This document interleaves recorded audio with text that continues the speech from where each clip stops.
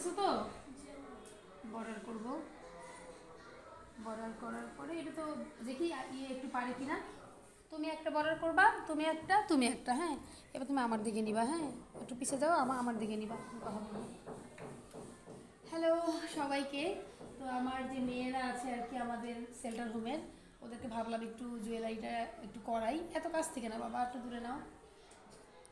তো কেমন আছেন আপনারা সবাই? তো আজকে আমার এই যে মেয়েরা আছে, ও হচ্ছে সুরমা, ও হচ্ছে আয়েশা, ও হচ্ছে আরজু, আর ক্যামেরাতে আছে আমাদের মিম। আমি লাস্টে দেখাবো ওদেরকে, একটু ফেল পেপার দেখাই দিচ্ছি, চুড়িও দেখাবো। সামনে যেহেতু আমাদের মেলা আছে, বাণিজ্য মেলায় ওদেরও অংশগ্রহণ থাকবে। আর ওদেরকে একটু দেখাও, ওদের জন্য সবাই দোয়া করবেন। ওরা যেন একটু হাই দাও, তোমরা হাই দাও, ওরা যেন শিখে ফেলে। ওরা কিন্তু খুবই লক্ষ্মী, যে কোনো কাজ একবার দেখাই দিলে ওরা পারে। ওদের জন্য কিন্তু দোয়া করবেন আপনারা। একটু কাজটা কাছে নিয়ে আসো আম্মু। ও আচ্ছা, অন্ধকার কেন? এখন বুঝছি।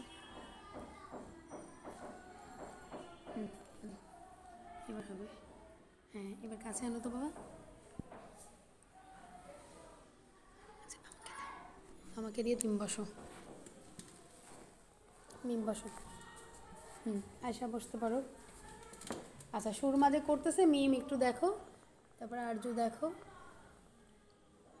কি কঠিন কঠিন লাগতেছে? সহজ না? ওরা আসলে এত লক্ষ্মী, ওদের কোনো কাজই কঠিন মনে হয় না।